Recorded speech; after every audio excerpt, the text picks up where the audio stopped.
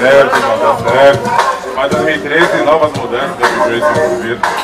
Espero que em 2013 esse meu convite novamente. Com certeza. A principal do Rider aqui, pessoal Gueto. Vai estar junto. Com certeza, com fé em Deus. E 2013, Ricardo Peixoto, é o seguinte.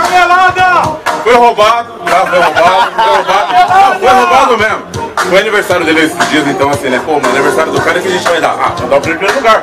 Né? Tá certo. Mas é o seguinte, independente de qualquer coisa que não existe competitividade, mas tem a alegria, né, de estar festividade também com todo mundo. Todo o rádio, só no O Belinha tá foda aqui, mano. Esse musiquinho que deixa quieto. Tá bem que na entrega do Grammy, né? A Globo não tá filmando, mas tá vendo. Aí chegou!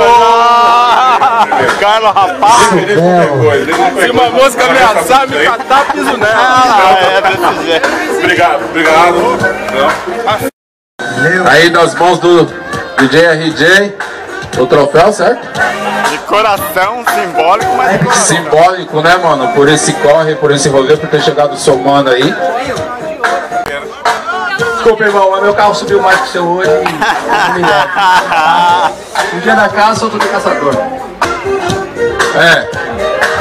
Primeiro lugar ficou pra Petito. Certo, Petito? Gostaria de dar uma ideia aí sobre a cultura chicana e tal, o lowrider, tudo que você tem conhecimento da causa.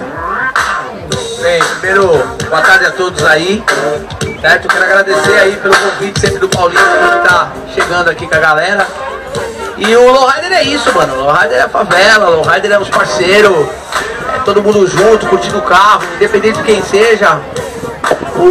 A ideia é somar e estar numa festa dessa aqui que foi 1000 grau. E o carro, ele é um braço da cultura, não só chicana, mas da cultura do gueto. O pessoal que representa a minoria, não só na América, mas aqui no Brasil. E a gente está fazendo isso por vocês, pela galera que cola, que representa com a gente. É mais ou menos isso. Firmeza no lance?